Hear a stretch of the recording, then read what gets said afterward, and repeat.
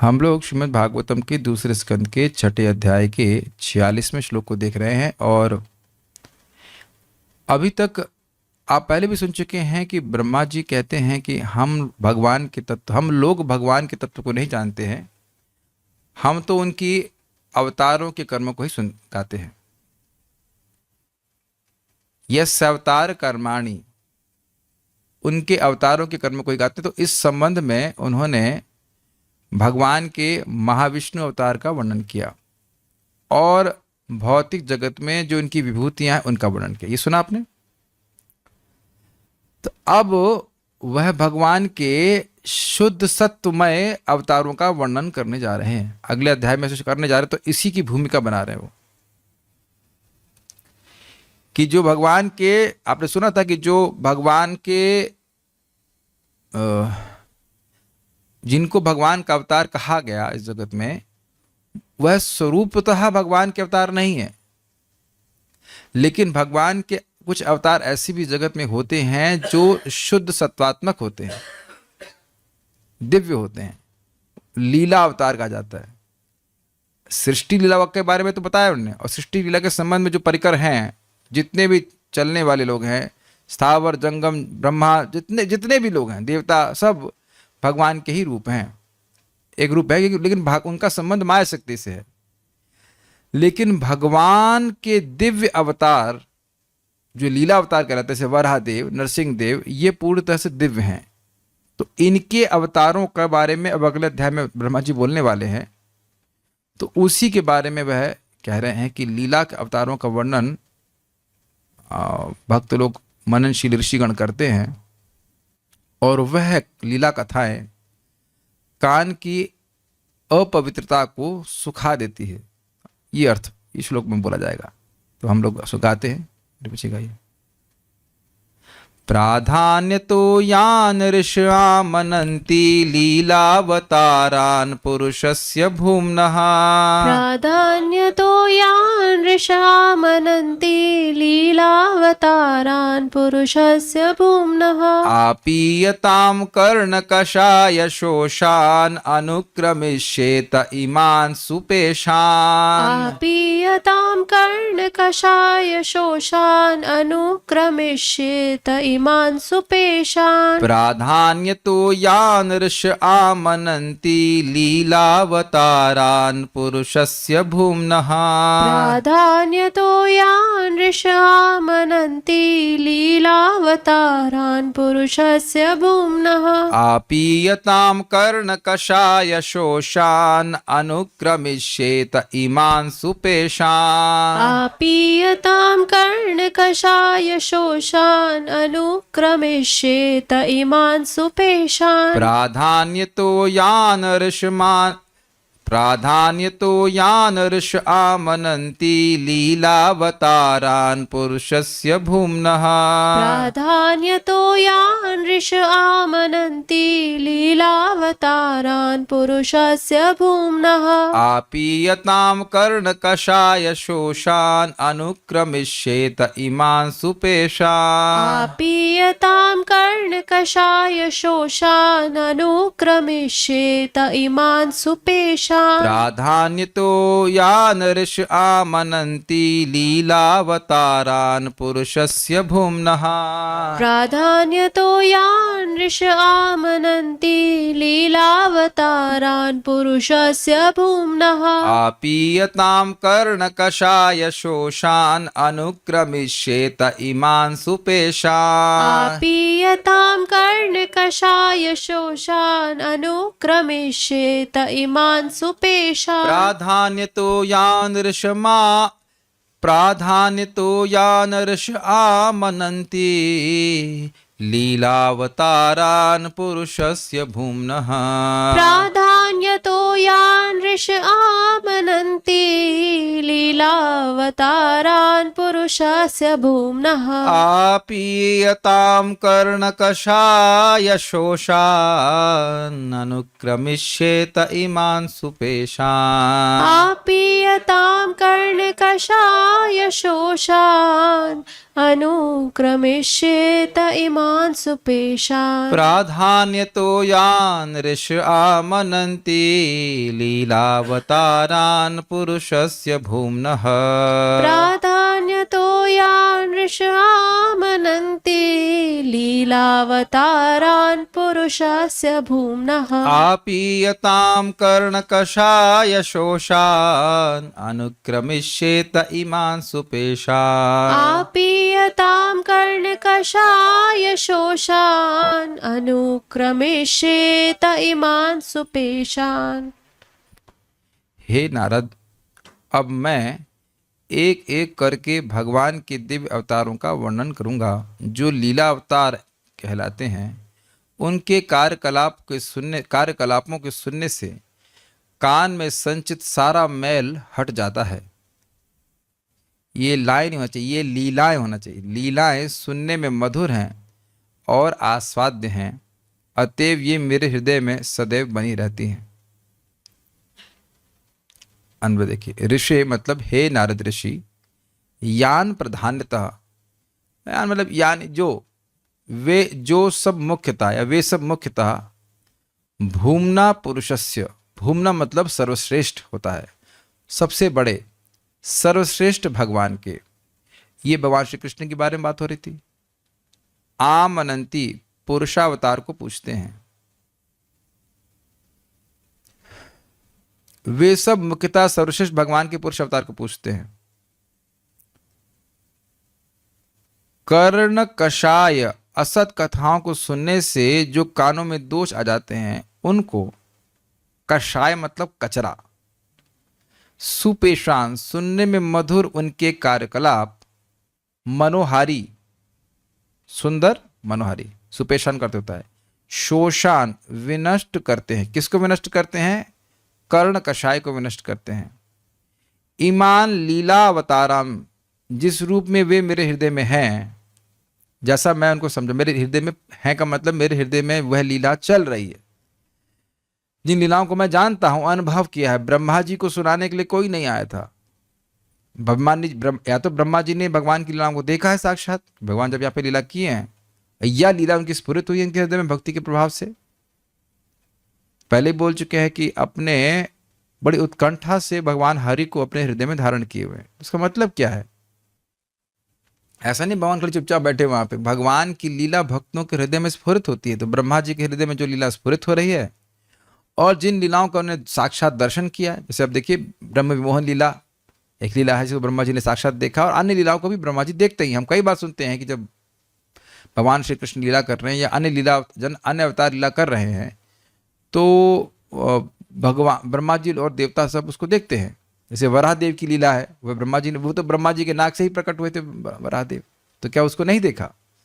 तो जो लीलाओं को देखे हैं, जो लीलाओं को वह अपनी समाधि में स्मरण कर सकते हैं, जैसे कि व्यासदेव जी करते हैं, वो सभी जो उनके हृदय में निरंतर विराजमान है। देखिए, ये समझना होगा, जब उन्होंने कहा कि मैंने बड़ी उत्कंठा से हरि को अपने हृदय में धारण कर रखा है,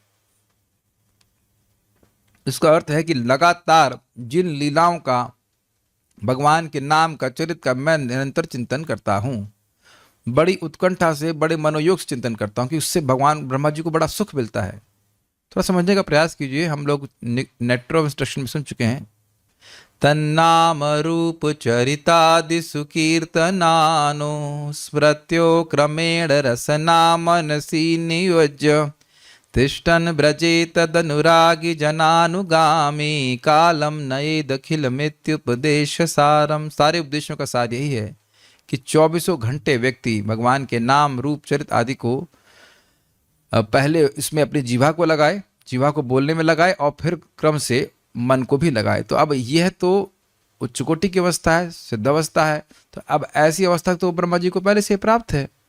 तो ब्रह्मा जी के पास और कोई काम नहीं है। उनकी वाणी, उनका मन भगवान की लीला चिंतन में ही लगा रहता है, वर्णन में और चिंतन में लगा रहता है। इसीलिए कह रहे हैं ईमान, जिस रूप में वो मेरे हृदय में है। आप समझ पा रहे हैं इस बात को? जैसे मैं हृदय में उन लीलाओं का आस्वादन कर रहा हूं, किनका, लीला अवतारम ते, उन सब लीला अवतारों को, तुमको, ते मतलब तुमको, आपियताम, तुम्हारे, ते आपियताम होना चाहिए, तुम्हारे द्वारा आस्वादन के लिए, आओ और पियो ऐसे कह लीजिए, आपियताम, आओ और पियो, शुण्वताम, सुनने वाले, पियताम, पीने वाले।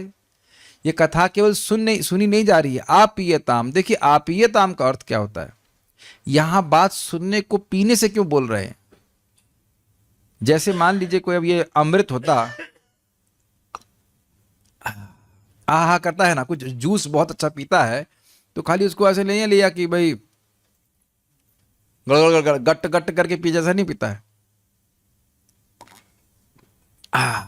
बहुत अच्छा है कि नहीं। तो पी रहा है मतलब वो एक एक घूंट का, एक एक सिप का आस्वादन करता है। चाय तो आप लोगों ने पी होगी, लेकिन चाय अमृत नहीं, इसलिए उदाहरण हम नहीं दे रहे हैं, लेकिन मट्ठे को अमृत कहा जाता है। मैंगो शेक है, जो भी कह लीजिए, तो उसको आप जल्दी जल्दी नहीं पीना चाहते, एक एक सिप पे आस्वादन कर रहे हैं आप। एक एक सिप बोलेंगे आप इंग्लिश में, तो सिप बोलेंगे, या बाकी आप एक एक घूंट पे कह लीजिए। एक एक घूंट क्या इसलिए नहीं बोल रहा हूँ, घूंट गले में चला जाएगा, आप जीभ पे ही इसका आस्वादन करने लग जाते हैं। ये नहीं कि अब 1 लीटर जूस पी लिया, कैसा लगा पता नहीं, बस पी लिए हम, ऐसा नहीं है। आपीयता मतलब ये कथा अमृत है। ब्रह्मा जी कह रहे हैं कि मैं इसका आनंद अपने हृदय में अनुभव कर रहा हूं, आप सुनेंगे तो आपको आनंद होगा। इसलिए प्रभुपाद ने कहा कि सुनने में मधुर है और आस्वाद्य है, आस्वाद्य जिसका आस्वादन किया जा सके। तव विक्रीडितम कृष्णा निराम परम मंगलम कर्ण पीयूषम आस्वाद्य तजंती अन्य स्पृहाम जना। कर्ण पीयूषम आस्वाद्य, कर्ण के लिए अमृत के समान इसका आस्वादन किया सकता है। अमृत का मतलब ही है कि मधुर है, और आस्वाद्य है मतलब इन्हीं कानों से आस्वाद्य है। ऐसा नहीं है कि वो बड़ी दिव्य स्थिति को प्राप्त करेंगे तो आस्वाद्य, बड़ा बड़ा लाभ है। आप देखिए, आप सब लोग इस बात से सहमत होंगे कि भगवान के विग्रह को, भगवान का विग्रह भी दिव्य है, लेकिन भगवान के विग्रह को हम लोग अभी उतना आस्वादन नहीं कर पाते जितना कि कथा का आस्वादन कर पाते हैं। गलत तो नहीं कह रहा हूं मैं। घंटा 2 घंटा आप, मैं अगर अपनी बात करूं, मतलब आप लोग भी शायद सहमत होंगे इस बात से कि भगवान के विग्रह के सामने हम ऐसे नहीं बैठ सकते। भगवान के विग्रह की जो दिव्यता है, आनंद है, वह तो जैसे से हमारी इंद्रिय शुद्ध होंगी तब समझ में आएगा। लेकिन कथा का स्वादन तो व्यक्ति बिल्कुल अब अपने अपूर्ण इंद्रियों से भी कर लेता है। भगवान के दिव्य स्वरूप को हम नहीं देख पा रहे हैं। यही प्रभा जी कहते हैं ना कि तुम देखने पे इतना बल क्यों देते हो, सुनने पे क्यों बल नहीं देते। भगवान के संबंध में सुनना और भगवान के बारे, भगवान को देखने में कोई अंतर नहीं है। ये सुनने से ही देखने की योग्यता आएगी। आप समझ ही रहोगे मेरी बात। कुछ आप समझ रहे हैं कि मधुर आस्वाद्य का अर्थ क्या है। मधुर है भगवान की लीला, लेकिन आस्वाद्य भी है, जिनका आस्वादन किया जा सके। अर्थात अभी जिस जो कान है उससे भी आस्वादन कर रहे हैं हम लोग, उससे भी तो रस मिल रहा है। हम यहां जहां बैठे हैं, हम देखते हैं कि भक्त लोग आते हैं, बहुत अच्छी बात है, आते हैं, प्रणाम करते हैं, 2 मिनट का चले जाते हैं। बहुत होगा 3 मिनट बैठेंगे, 3-4 मिनट से अधिक तो कोई नहीं बैठता यहाँ पे। लेकिन देखिए, हम लोग रोज कथा में सुबह 1-1.5 घंटा बैठ जाते हैं, शाम को 1.5 घंटा बैठते हैं। तो आप देखिए, कथा में कुछ अंतर देख ही रहे हैं, उसमें कोई अगर विरोध हो तो बताइए। भगवान की कथा भगवान से अभिन्न है, लेकिन और मादक है। ये आगे जाके कहा जाएगा भगवान की कथा भगवान से भी अधिक मादक है। ये ध्रुव महाराज कहते हैं कि आपकी लीला कथा का जो सुख है वह तो आपके स्वरूप में भी नहीं है।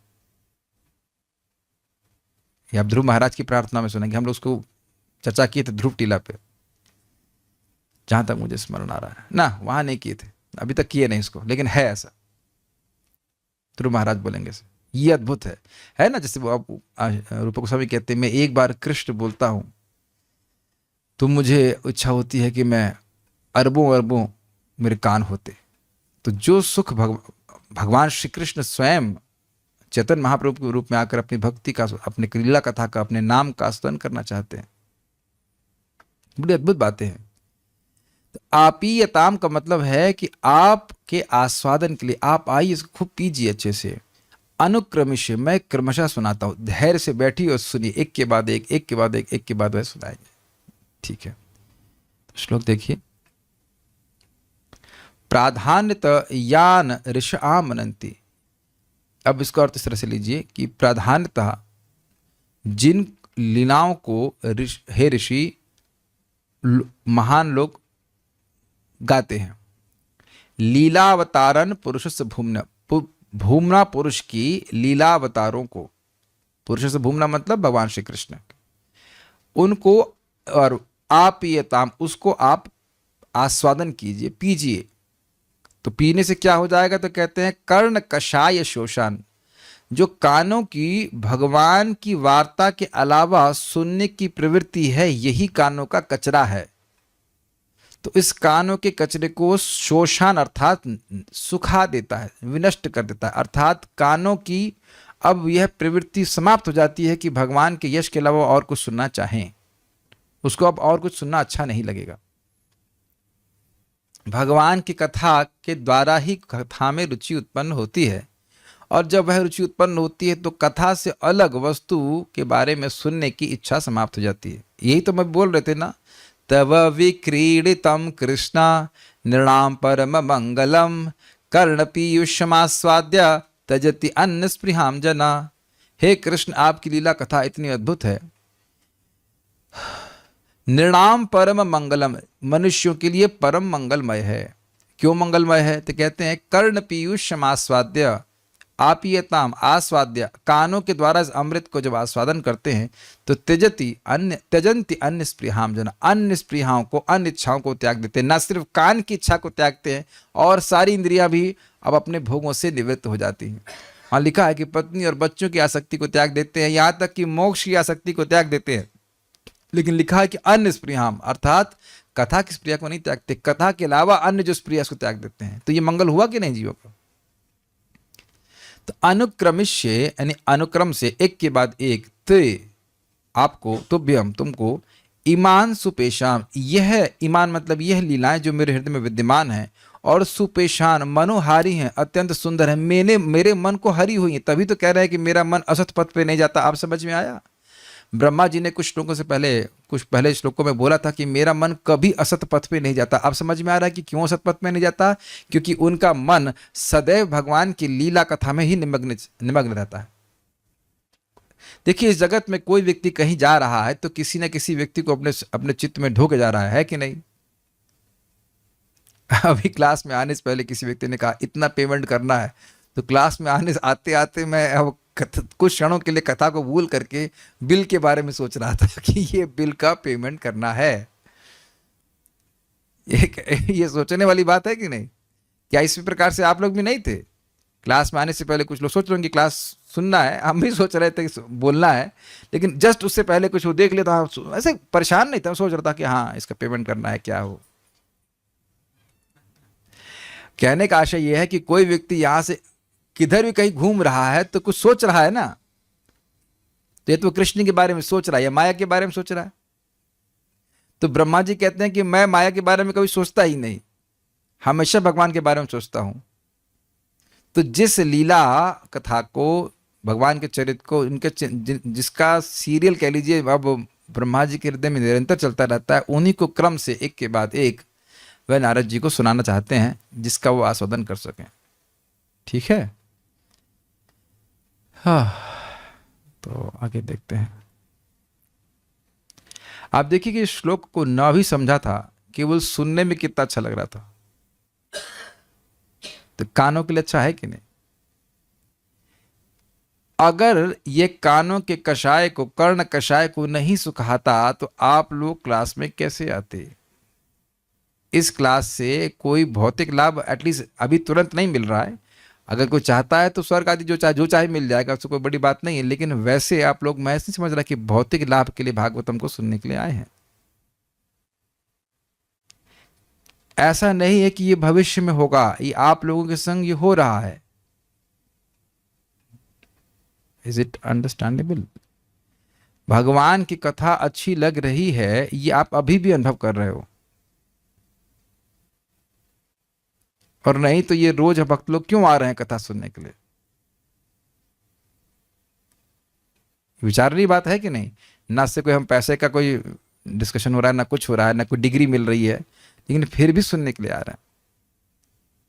तो इसका मतलब ये अच्छा लग रहा है। और आप में से बहुत से भक्त लोग इस बात से वाउच करेंगे कि कौन सा सीरियल इस समय चल रहा है, कौन सी ब्रेकिंग न्यूज है, इसके बारे में कोई कुछ नहीं पता है। शायद यह भी याद नहीं हो कि आज तारीख क्या है। मतलब जो लोग भक्ति में थोड़ा सा सराबोर हैं, सारे दिन तो एक ही जैसे होते हैं, बड़ी मुश्किल से याद आता है कल एकादशी है। हल्ला हो जाता है, कल से कल एकादशी, अच्छा कल एकादशी है, कल, हाँ अच्छा ठीक है कल एकादशी है ना। संडे हो या मंडे रोज कथा सुनते, सारे दिन एक जैसे लगते हैं, लेकिन नहीं, एटलीस्ट वृंदावन में तो हमें ऐसा ही लगता है, सारे दिन एक जैसे लगते हैं। हाँ, और आप देखेंगे कि आप कथा सुन रहे हैं ऐसे नहीं लग रहा है, लेकिन अगर आप रोज सुनते जाएं गीता भागवत और जप करते जाएं, तो कोई अब दुनिया की बातें करता है और हम उसमें प्रवृत्ति भी हो जाएंगे, तो बिल्कुल बाद में लगता है तो तुमने बहुत समय खराब कर दिया। पता है बाद में ऐसा लगेगा रेजिस्टेंस फील होता है बात करने का। मैं समझा पा रहा हूं? अब जैसे शुरुआत में लोग कथा सुनने में रेजिस्टेंस महसूस करते, कब कथा बंद होगी, शुरू नहीं होगी, कब कथा बंद हो गई, तो यही कथा ऐसा प्रभाव दे देगी कि अब ऐसा लगेगा कि क्यों भौतिक वार्ता में प्रवृत्त होना है। मैं इसको रोज अनुभव करता हूं कि यहां बैठते ही एनर्जी मेरी चेंज हो जाती है, बिल्कुल जैसे बैठा मेरी एकदम अलग एनर्जी के संपर्क में आता है। जैसे श्रीमद् भागवतम को चर्चा करते हैं, पढ़ते हैं प्रभुपाद जी ग्रंथ, जस्ट डिफरेंट एनर्जी है कि नहीं। मैं आज कुछ बात कर रहा था, जैसे ही कुछ एक भौतिक बात हो रही थी, तुरंत उसका प्रभाव देखा मैंने कि मेरे चित्त में भय का निर्माण हो रहा था, है कि नहीं। क्या होगा आगे, क्या होगा, ये होगा वो होगा। मैं तुरंत बंद किया, मैंने कहा बंद करो चुपचाप, हरे कृष्णा गाना चालू करो, गाना चालू करो, भय लगे तो गाना गाओ, भूख लगे तो खाना खाओ। सुना होगा आपने, बिल्कुल व्यर्थ है। अरे आत्मा है हम, हमारा क्या हो ही सकता है, हमारा कुछ नहीं हो सकता है। भौतिक वार्ता के कारण ही हम लोग भयभीत हैं। पता है भयभीत क्यों है? जो भोग अभी भी प्राप्त है वही वो न छूट जाए। अरे यह भोग जो आज प्राप्त है, जो भी खाने पीने रहने की व्यवस्था है, वह भी ठाकुर जी की कृपा से हुई है, तो आगे क्या भूखा छोड़ देंगे तुमको, है ना। आत्मा के रूप में हमें कोई डर नहीं है। डर तो हमें इस बात का है कि हमारे जो भी भोग प्राप्त है, खाने को कहीं कहीं हमको करेले की सब्जी मिलेगी कि नहीं, व्हाटएवर फ्रिज मिलेगा, इसकी चिंता है ना। आत्मा तो कभी नष्ट नहीं हो सकती, हम तो आत्मा है। कोई काट दे इस बात को, काट इसीलिए नहीं सकते कि यही माया का प्रभाव है, और इस माया का प्रभाव बढ़ जाता है भौतिक वार्ता से, और जब हम चिंता करते तो प्रॉब्लम सॉल्व हो जाती है ना, है ना।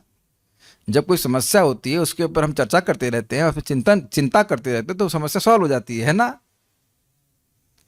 चिंता करने से कुछ नहीं होता है। तो मैं खाली ये बात बोल रहा था कि कानों का कषाय अभी भी नष्ट हुआ है, और इसी पथ पे अगर चलते रहे तो अब एक दिन ऐसा आएगा कि कुछ भी और सुनना नहीं चाहेंगे, केवल कृष्ण के बारे में सुनना चाहेंगे। प्रभुपाद जी बड़ा सुंदर कहते कि मैं चाहता हूं कि मेरा कोई एक ऐसा परिचित महाराज की तरह शिष्य हो, जो मैं कथा बोलता रहूं और वो सुनता रहे।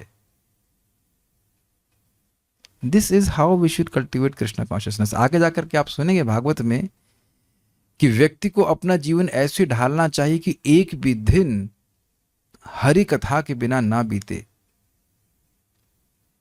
आज मैं अपना अनुभव पहले बताना चाहता हूँ। समझ में थोड़ा सा थक गया था सुबह, तो आज आलस कर रहा था कि क्या गीता क्लास देंगे वो दिख रहे माया कैसे पकड़ती है। फिर हमने कहा चलो, फिर मुझे याद आया भाई बाहर के लोग भी तो मेहनत करते हैं, जा करके चलो जाके थोड़ा मेहनत करते हैं। जैसे क्लास देने लगे तो फिर एनर्जी आ गई भगवान की सेवा करने के लिए। कुछ दिन पहले हमारे घर में शाम को कुछ काम हुआ था, उस दिन सुबह अगर मैं 10 बजे क्लास नहीं करता तो उस दिन तो कथा 0 हो जाती। वो दिन व्यर्थ गया जब हम कथा के बिना अपना जीवन बिता दिए। उसी के लिए जी रहे। जैसे मान लीजिए खाना बनाया, खाना बनाने की तैयारी कर रहे हैं, खाना ही नहीं बना तो मतलब क्या हुआ। सारी तैयारी करी, खाना नहीं पहुंच पाया, तो पूछेंगे तुम कर क्या रहे थे अब तक, बताइए। यही प्रश्न बनेगा ना, किचन में क्या कर रहे थे, पका ही नहीं खाना। उसी तरह देह धारण कर रहे हैं, देह का स्वास्थ्य अच्छा होना चाहिए, सब कुछ होना चाहिए, तो कथा ही नहीं सुनने को मिली तो मतलब क्या। जितनी बार कथा सुन रहे हैं, भागवत सुन रहे हैं, उतना भगवान के प्रति प्रेम बढ़ रहा है।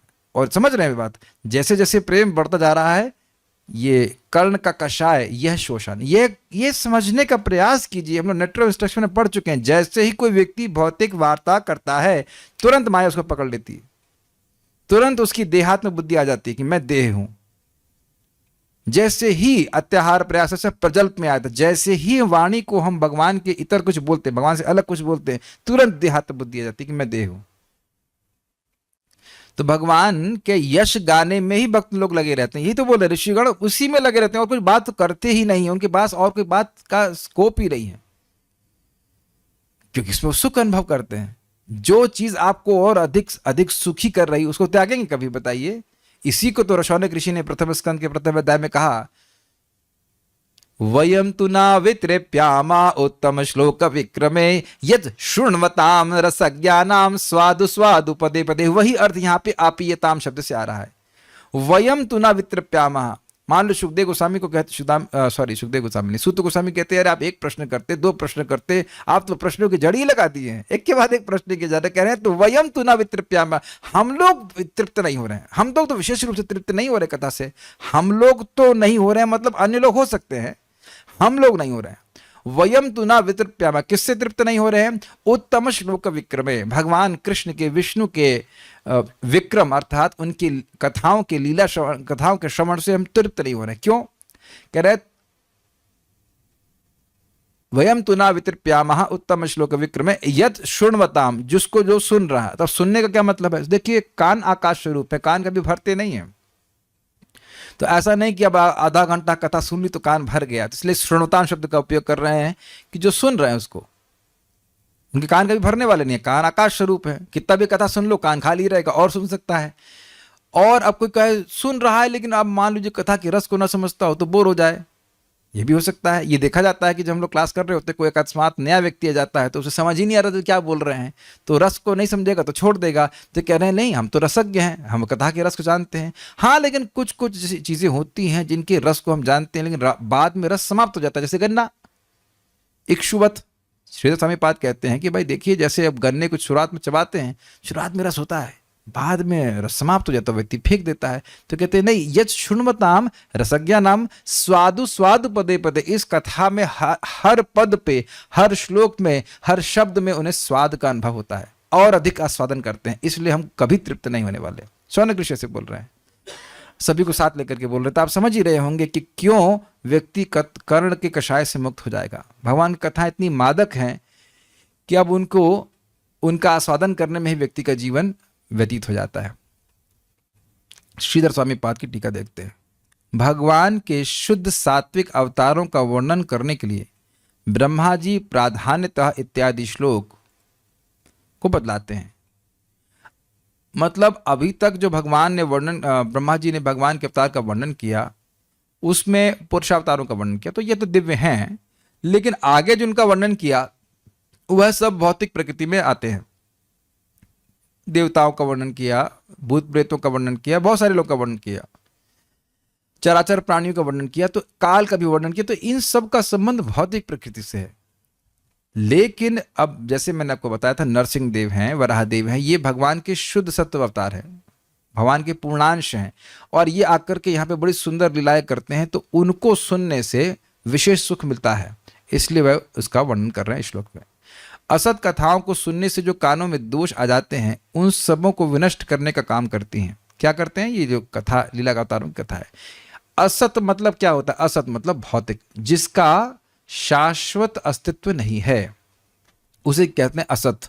तो असत वस्तुओं के बारे में सुनने को असत कथा कहा जाएगा, ठीक है। और उनसे कानों में क्या दोष आ जाता है? असत वार्ता वेश्या श्वपच रमणीय हृदय स्पृशेत। असत वार्ता, असत कथा, यह कैसी है? श्री रघुनाथ दास गोस्वामी कहते हैं यह एक श्वपच रमणी, कुत्ता खाने वाली वैश्या के समान है। क्यों? देखिए जगत में वैश्या थोड़ा चीप सुख देती है पैसा लेकर के, लेकिन पैसा छीन लेती है आपसे। कुछ सुख दे सकती है, भोग दे सकती है, लेकिन वह आपसे आपका पैसा छीन लेती है। उसी प्रकार से असद वार्ता जब हम करते हैं, सुनते हैं, तो भगवान की सेवा करने की इच्छा समाप्त हो जाती है, जो हमारा मूल धन है। तो इसीलिए कह रहे हैं असत कथाओं को सुनने से जो कानों में दोष आ जाते हैं। दुनिया में लोग बहुत सारी बातें करते हैं,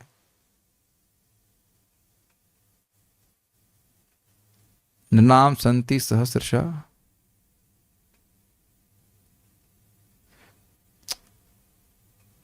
नृणाम सन्ति सहस्रश अपश्यताम आत्मतत्वम गृहेषु गृहमेधिनाम। शुरुआत कैसे होती है? सुनने के लिए बहुत सारे विषय हैं। कुछ लोग बुक से एकदम प्रथम स्कंद, दूसरे स्कंद के पहले अध्याय में सुने थे हम लोग ना, तस्मात् भारत सर्वमाता के पहले वाला श्लोक है। 2.1 के 3-4 ऐसा कुछ है श्लोक, मेरा फोन में देख सकते हैं वेदाभ्यास में। निद्रा ह्रियते नहीं, इसके पहले वाले श्लोक हैं कि सुनने के लिए बहुत सारे विषय हैं। एक श्लोक बड़ा अच्छा है कि निर्णाम संति सहस्रश अपश्यताम आत्मतत्वम गृहेषु गृहमेधिनाम। एकदम पहला लाइन नहीं आ रहा याद, कह रहे हैं कि हजारों हजारों बातें हैं सुनने के लिए उन लोगों के लिए जो घर गृहस्थी में फंसे हुए हैं, जिनकी मेधा केवल घर में ही लगी हुई है। क्यों? अपश्यताम आत्म तत्व, वह आत्म तत्व को नहीं देखें। मेरे को दिखाया है, बहुत अच्छा श्लोक था। श्रोतव्यादीनि राजेंद्र नृणाम संति सहस्रशः अपश्यताम आत्म तत्वम गृहेषु गृहमेधिनाम। श्रोतव्यादीनि राजेंद्र, हे राजेंद्र, हे राजाओं के इंद्र परीक्षित महाराज सुखदेव गोस्वामी कहते हैं श्रोतव्यादि, सुनने के लिए, बोलने के लिए बहुत सारी बातें। श्रोतव्यादीनि राजेंद्र नृणाम संति सहस्रशः, हजारों हजारों बातें हैं। नृणाम मतलब इंसानों के लिए, मतलब भगवान की बात नहीं है, उसके अलावा हजारों बातें करने के लिए, है ना। ये बात, वो बात, उस बात से फिर ये बात, उस बात से फिर ये बात, इत्यादि इत्यादि। लेकिन अपश्यताम आत्म तत्व, वह आत्म तत्व मतलब परमात्मा के तत्व, भगवान के तत्व और आत्मा के तत्व को नहीं जानते हैं। अपश्यताम आत्म तत्व, वह नहीं देख पा रहे हैं कि वह तो आत्मा है, वह भगवान के अंश हैं। उनका एकमात्र कर्तव्य कृष्ण के बारे की सेवा करना है, कृष्ण के बारे में सुनना है। क्यों ऐसा नहीं देख पा रहे हैं? तो कह रहे हैं गृहेषु गृहमेधिनाम, गृह में ही जिनकी मेधा लगी है, ऐसे लोगों की पास हजारों बातें करने के लिए भगवान को छोड़ करके। तो यही कानों का दोष है कि भगवान की कथा जो मृत्यु को ही बाहर कर देगी, मृत्यु शामित्र कर्मणि, उनको उसमें जरा भी रुचि नहीं है। और जो कथाएं सीधे उनको अगले जन्म में लेके जा रही है, जो सत कथाएं हैं, उसमें खूब रुचि है। अमृत को छोड़ रहे हैं और जहर को पी रहे हैं। तो ये कानों का दोष है। आप लोगों ने ऐसा अनुभव किया है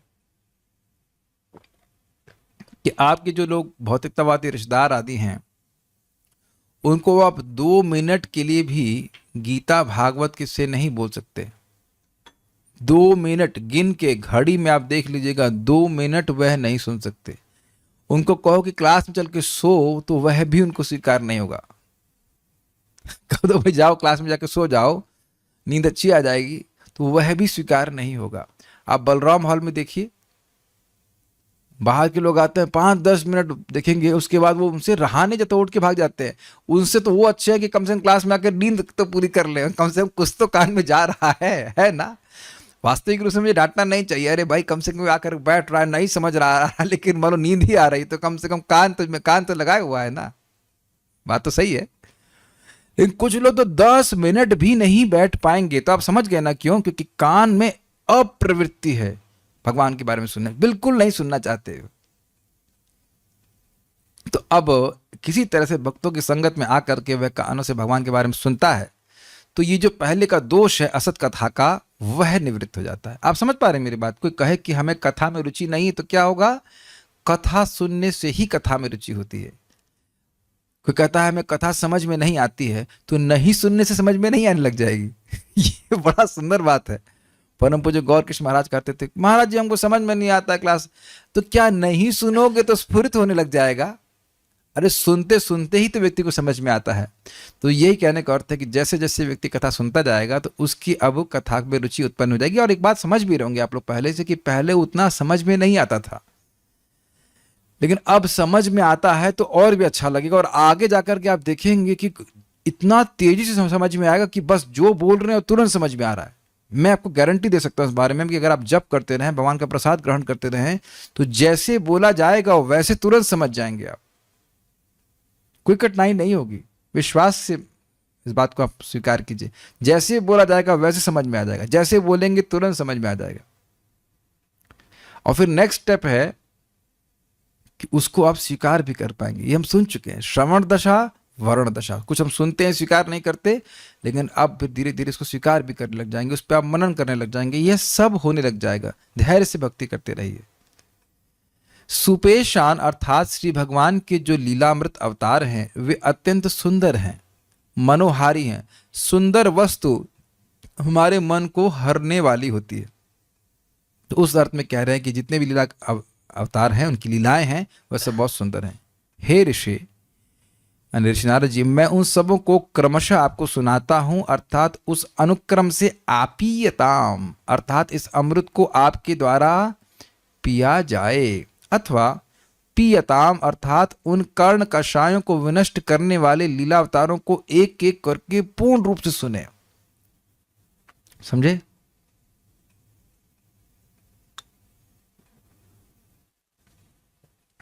समझ आया आपको?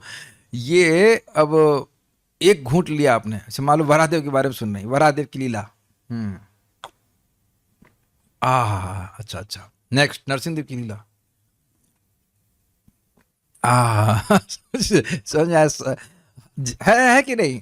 अगर आप इसको समझिए, मान लीजिए आप फीस्ट में हैं और 2-4 जूस दिए गए हैं, तो आप अपने ऑरेंज जूस पिया, एक घूंट पिया, वाह वाह वाह वाह, गन्ने का जूस पिया, वाह वाह वाह वाह, तो हाँ समझ रहे हैं ना। और पाइनएप्पल का जूस पिया, या अभी तो खाली पानी मिल रहा है पीने के लिए, लेकिन आप हर चीज का आस्वादन करते, एक एक घूंट को आप पूर्ण आस्वादन करते हैं। मतलब जल्दीबाजी नहीं है, जल्दी जल्दी जल्दी जल्दी करो। मुझे याद है जब हम बहुत पहले भागवत में पढ़ते थे, मैं बता रहा हूँ 2003 की बात, तो जब इस प्रकार के श्लोक आते थे तो समझ में तो कुछ पल्ले पड़ता नहीं था। एक्शन कहाँ है, एक्शन कहाँ है, वराहदेव कब लड़ाई कर रहे हैं, क्या कर रहे हैं, वह देखते थे। हमको पता है कि कैसे भागवतम सुनते थे। मुझे इसीलिए मैं कुछ सहायता करना चाहता हूँ जो लोग अभी भागवतम शुरुआत किए हैं। वो हाँ कुछ भगवान की कुछ प्रार्थना है, आगे बढ़ो आगे बढ़ो, क्या वही तो बात बोलेंगे, वही भगवान Krishna supreme personality of God, यही सब बातें बोलेंगे, कुछ नई बात नहीं बोलेंगे। गलत तो नहीं कह रहे हैं, जो लोग सुनते होंगे पढ़ते होंगे वो ऐसे ही तो पढ़ते हैं ना शुरुआत में, जल्दी जल्दी जल्दी। कोई एक्शन देखो, एक्शन क्या इसमें, प्रार्थना वार्थना हटाओ, क्या करना। क्योंकि भी सामर्थ्य नहीं इन शब्दों का आस्वादन करने का, तो धीरे धीरे समझ में आता है कितनी अच्छी अच्छी बातें इसमें हैं। जो कह रहे एक एक करके पूर्ण रूप से सुने, अच्छा समझने का प्रयास कीजिए। सारा दर्शनी इस प्रकार माया शक्ति प्रधान्य अर्थात मुख्य रूप से माया शक्ति से संबंधित पुरुषावतार के विषय में कहकर अब चित्त शक्ति में वराह आदि लीला अवतारों का वर्णन किया जाएगा। मैं उन लीला अवतारों के विषय में कहूंगा जिनकी ऋषियों ने प्रधानता अर्थात मुख्य रूप से आमनंती अर्थात भजनीय स्वरूप के रूप में प्रशंसा की है। इसका मतलब क्या हो गया? देखिए, पुरुषावतार कौन है? कारणांडवशाई विष्णु क्या करते हैं? वह महतत्व की सृष्टि करते हैं, ब्रह्मांड उनसे आते हैं। यस, गर्भोदकशाई विष्णु क्या करते हैं? दूसरे पुरुषावतार, वह ब्रह्मांड में प्रवेश करते हैं। शिरोदकशाई विष्णु कौन है? वह जगत में जो सृष्ट जगत है उसके अणु अणु में व्याप्त होते। तो इन तीनों भगवानों का जो संबंध है वो क्या हुआ? माया से हुआ कि नहीं? यद्यपि वो माया से प्रभावित नहीं होते, लेकिन उनके जो कार्य है वो माया के संबंध में है। समझ गए? लेकिन भगवान के जो वराह आदि अवतार हैं जो आध्यात्मिक जगत से आते हैं, वह दिव्य लीला करते हैं, वो लीला करते हैं, वो उनका संबंध चिद शक्ति से होता है।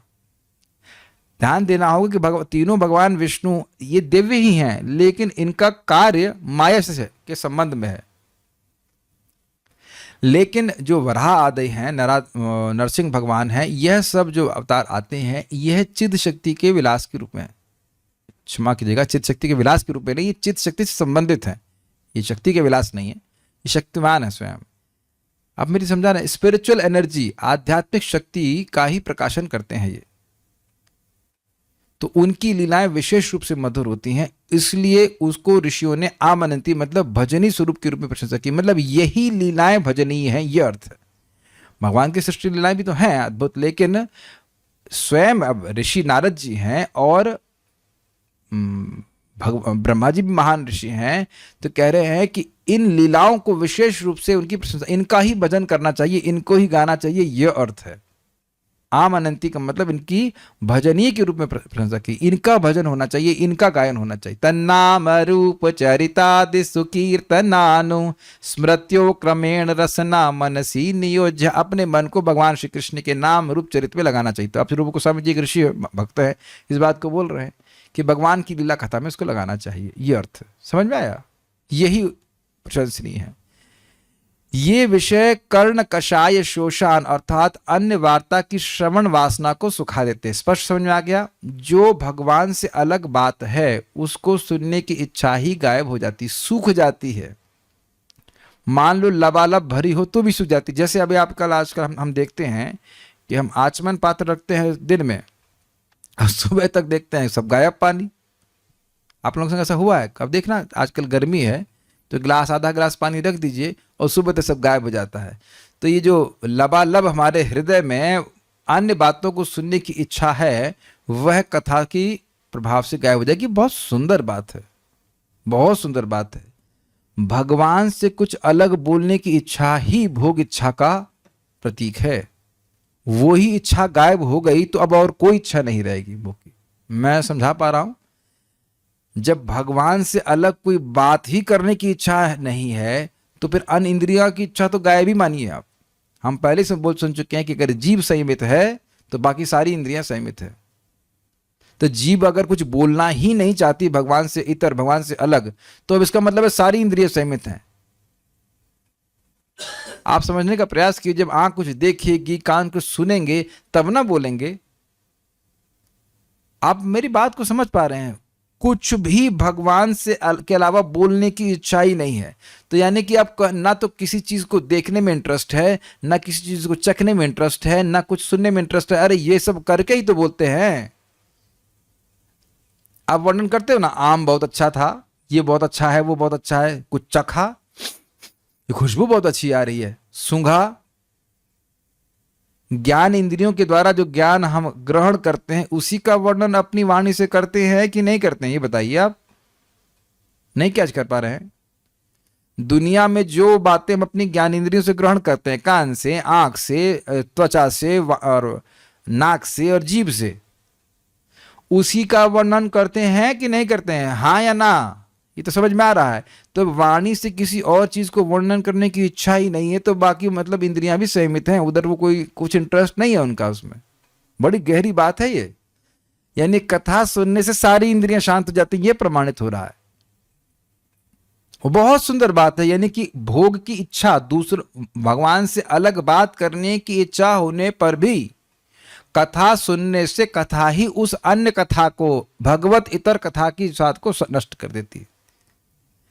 यद्यपि प्रारंभ में भगवान की कथा सुनने में बहुत रुचि नहीं होती, लेकिन अगर नियमित रूप से कथा सुनते रहेंगे तो भगवान से इतर वार्ता सुनने की इच्छा ही समाप्त कर देती है। कथा स्वयं ही अपने कथा की रुचि को जागृत करती है, यह अर्थ है। इसीलिए प्रशंसनीय कहा जा रहा है। आगे जाकर के 10वें स्कंद में परीक्षित महाराज कहेंगे कि भगवान की सभी लीलाएं जीवों के लिए परम मंगलमय हैं, लेकिन जो जीवों के संग दिक्कत यह है कि भगवान की लीला सुनना नहीं चाहते। लेकिन भगवान श्री कृष्ण की जो बाल लीलाएं वो इतनी मधुर हैं कि भौतिकतावादियों व्यक्तियों को भी अच्छी लगती हैं।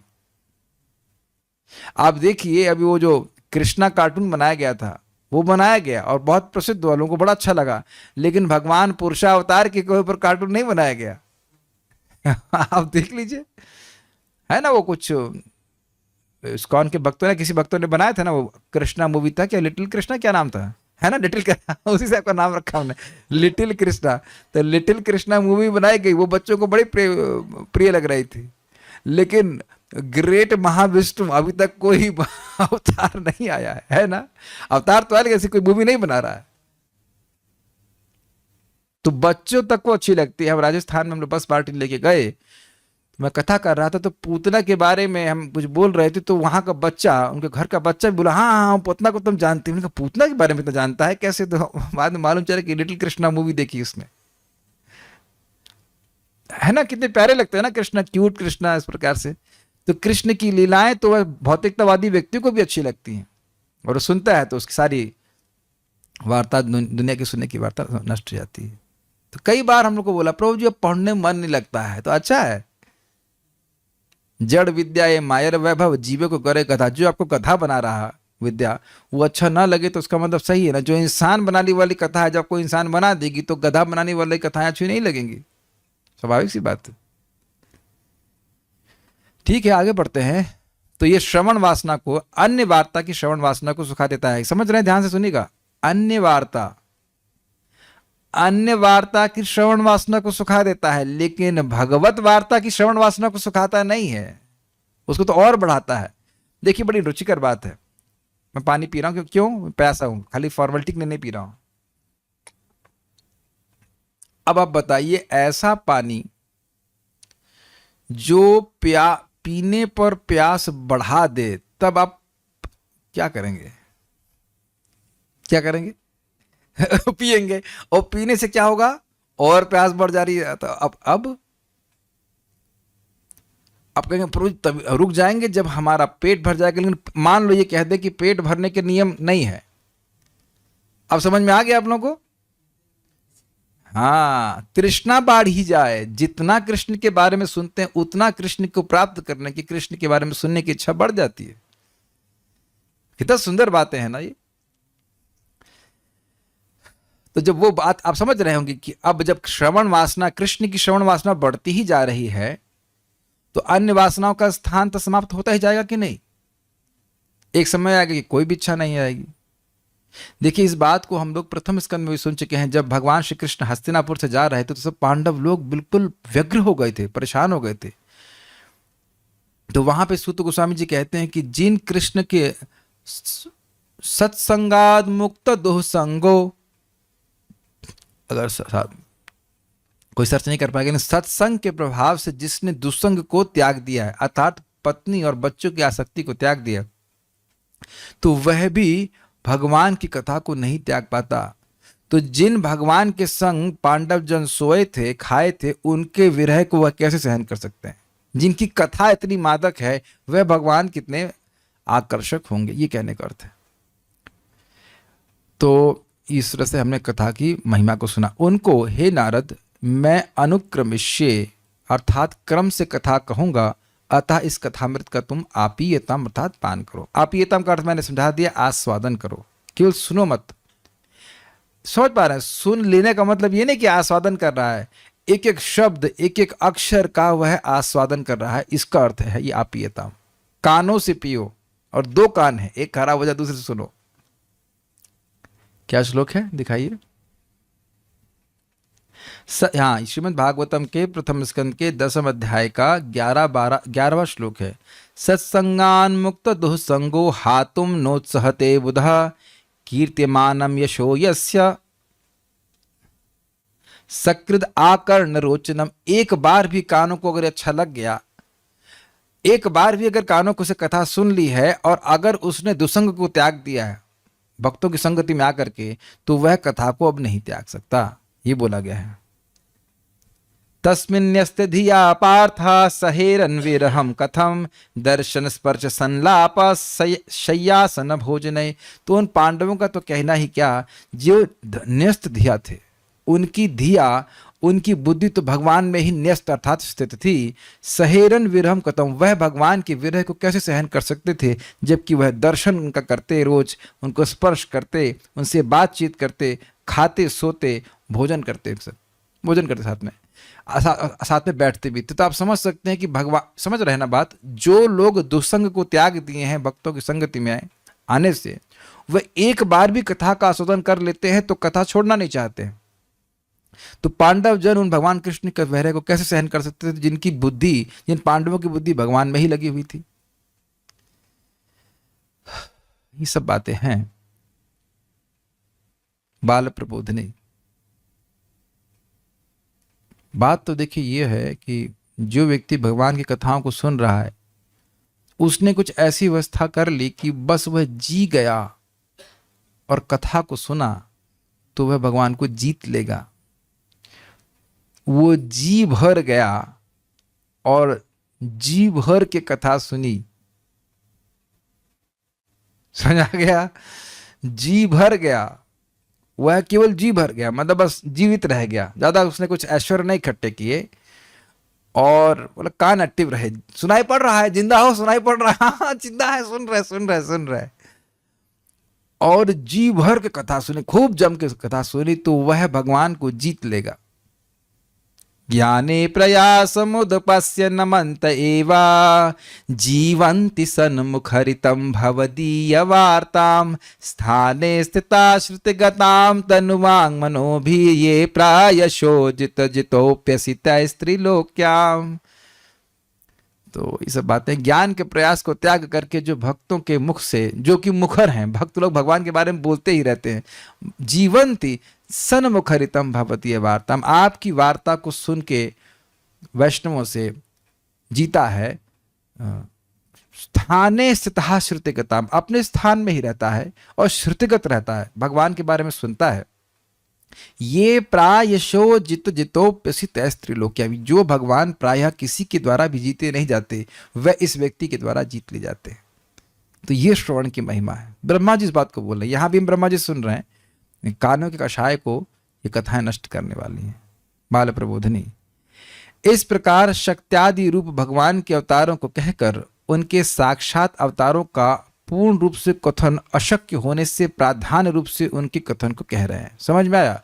जितने अभी 2 श्लोक 43 से 45 श्लोकों में भगवान की शक्तियों का वर्णन हुआ और 42 में भी कुछ हुआ, तो वहां वर्णन हुआ था कि यद्यपि इन लोगों को, भूत प्रेत जिन ब्रह्मा जी और अन्य लोगों को भगवान के अवतार के रूप में घोषित किया जा रहा है, लेकिन ये वास्तविक रूप से भगवान के अवतार नहीं है, भगवान की शक्तियां हैं। तो कह रहे हैं कि अभी तक शक्तियों का वर्णन करके अब भगवान के साक्षात अवतारों का वर्णन करेंगे, जो भगवान के पूर्णांश हैं, जो भगवान की चित्त शक्ति से संबंधित हैं। लेकिन क्योंकि हम सभी अवतारों का वर्णन करने में संभव नहीं है, इसलिए मुख्य मुख्य अवतारों का ही वर्णन करेंगे। अवतारा ही संख्यया हरे सत्व निधे द्विजा, हरि के जो सत्व की निधि हैं वह तो उनके तो असंख्य अवतार हैं, उनके साक्षात अवतार भी असंख्य, बहुत सारे अवतार हैं। जैसे कि एक बहुत बड़ा जलाशय हो और उससे बहुत सारे नाले आ रहे हो, नाले का मतलब नदियां आ रही हो, तो कोई लिमिट नहीं है। हरे सत्व निधे जुना निधे द्विजा, हे ब्राह्मणों, शौनक आदि ऋषि सुत गोस्वामी जी कह रहे हैं कि हरि तो सत्व की निधि है, उनसे तो अनेक अनेक अवतार आते हैं। तो मैंने कुछ अवतारों का वर्णन किया, सुत गोस्वामी जी ने वहां पे किया था, तो अब यहाँ पे कह रहे हैं कि सभी अवतारों का वर्णन करना तो असंभव है, इसलिए प्रधान रूप से मुख्य मुख्य अवतारों के बारे में मैं कहूंगा। प्रधान का अलग अर्थ ले रहे हैं कि मुख्य रूप से मैं जो मुख्य मुख्य अवतार है उनको मैं गिनाऊंगा। संपूर्ण रूप से भगवत अवतार का कथन संभव नहीं है, इसमें तो आपकी भी सम्मति है, क्योंकि ऋषि होने से आप में विचार का सामर्थ्य है। इसको सूचित करने के लिए उनको ऋषि शब्द से संबोधित कर रहे हैं। किसको ऋषि से संबोधित कर रहे हैं? किसको कर रहे हैं ऋषि शब्द से ब्रह्मा जी किसको संबोधित कर रहे हैं? नारद जी को। याद रहना चाहिए कि श्लोक कौन बोल रहा है, नारद जी को ब्रह्मा जी बोल रहे हैं। तो देखिए अब क्या मतलब हुआ इसका। इस जगत में लोग नहीं जानते हैं कि भगवान की कथा अनंत है। सामान्यतः लोग हरि अनंत, हरि कथा अनंता। भागवत में वर्णन आया है कि हो सकता है कि दशम स्कंद की 14वें अध्याय में ब्रह्मा जी कहते हैं कि हो सकता है कि कुछ लोग पृथ्वी के अणुओं को गिन लें, या जितने सूर्य की किरणों में अणु हैं उसको गिन लें, या जितने बर्फ के कण उसको गिन लें, लेकिन भगवान की गुणों को कोई नहीं गिन सकता। भगवान के गुणों को नहीं गिन सकता है। तो और भगवान का एक एक गुण अनंत है, अनंत रूप से गंभीर है, जैसे दया का गुण, जैसे सौंदर्य का गुण। तो अब बताइए कैसे कोई भगवान को गिन लेगा? समझ पा रहे हैं बात? तो भगवान के गुणों को प्रदर्शित करने वाले भगवान के बहुत सारे अवतार हैं, वो असंख्य अवतार है, अनंत अवतार हैं, अनंत ब्रह्मांड है, और उनमें अनंत ब्रह्मांडों में भगवान अलग अलग लीला कर रहे हैं। तो इसलिए यह बात नारद जी को पता है। वो ऐसे ऋषि हैं जो किसी भी ब्रह्मांड में प्रवेश करते हैं। आप जानते हैं अविघाता गतिः क्वचित, महाविष्णु की कृपा से नारद जी कहते हैं कि मैं किसी भी ब्रह्मांड में अंदर और बाहर प्रवेश कर सकता हूं। प्रथम स्कंद में वह व्यासदेव जी को बोलते हैं।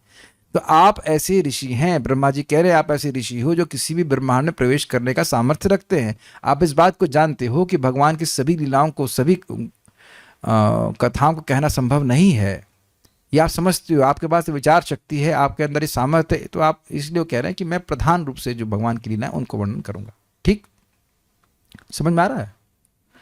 भूमना पुरुषस्य अर्थात पुरुषोत्तम भगवान की जो लीला करने वाले अवतार हैं, लीला करने वाले अवतार हैं, प्रधानतः विवेकी जन उनको आमनंती, यानी मुख्य रूप से विवेकी जन उनको आमनंती अर्थात कहते रहते हैं, मतलब उन्हीं का वर्णन करते रहते हैं। वही लीलाएं जो मेरी बुद्धि में उपस्थित हैं उनको मैं तुमसे अनुक्रम में कहूंगा। सेलेक्टेड, चॉइसेस्ट बोलते हैं इंग्लिश में, चॉइसेस्ट। कैसे समझाया जाए इस बात को जी? चुनिंदा कह सकते हैं। हाँ, चुनिंदा समझते, चुन चुन करके, जो बहुत सारी भगवान की लीलाएं हैं मेरे हृदय में, बहुत सारी जो बहुत मेरे हृदय के करीब है, ऐसा बोलते हैं लोग, मेरे दिल के करीब जो लीलाएं हैं अगर कहा जाए, जो मेरे हृदय को स्पर्श करने वाली हैं, ब्रह्मा जी कह रहे हैं जो मेरे हृदय में विद्यमान है, उन मुख्य मुख्य लीलाओं का वर्णन मैं आपसे करूंगा। ईमान शब्द की व्याख्या है जो मेरी बुद्धि में उपस्थित है। देखिए सीधी सी बात है, मैं वही बोल पा रहा हूं जो मेरी बुद्धि में उपस्थित है, जो बुद्धि में उपस्थित है वो बात भी बोल लूंगा, जो बुद्धि में उपस्थित है वही ना बोलूंगा आपके सामने। जितनी बात समझ में आ रही है उतना ही तो बोलूंगा। तो कह रहे हैं जितना बुद्धि में उपस्थित है, अर्थात देखिए ऐसा नहीं है कि भगवान की लीला को ब्रह्मा जी पूरा समझ लेंगे, ऐसा भी नहीं है। कोई भगवान की लीला को पूर्ण रूप से नहीं समझ सकता है, लेकिन जितना वो समझे हैं, जितना वो आस्वादन किए, उतना वह वर्णन करेंगे। आपको याद हो प्रथम स्कंद में सूत गोस्वामी जी बोलते हैं कि आकाश को कोई नाप नहीं सकता है, लेकिन आकाश में हर पक्षी अपने सामर्थ्य के अनुसार उड़ता है, तो इसलिए मैं भी भगवान की लीला का वर्णन करूंगा। इसका अर्थ यह नहीं कि भगवान की लीला को नाप देंगे, ये नहीं है इसका अर्थ। तो जितना मेरी बुद्धि में उपस्थित है, जितना मैं समझ पाया हूं, मैं आपके सामने वर्णन करूंगा। इसी प्रकार से सूत गोस्वामी जी ने शौनक ऋषि को कहा था प्रथम स्कंद के 4 अध्याय के आखिरी में, सोहम वह श्रावयिष्यामि यथाधीतम यथामति। जैसा मैंने सुना था अपने गुरु सुखदेव गोस्वामी को परीक्षित महाराज को कहते हुए, सह अहम, वह आप लोगों को श्रावयिष्यामि, मैं सुनाऊंगा, यथाधीतम यथामति, जैसा मैंने अध्ययन किया, जैसी मेरी मति है, जितना मेरी बुद्धि ग्रहण कर पाए मैं उतना बताऊंगा आपको।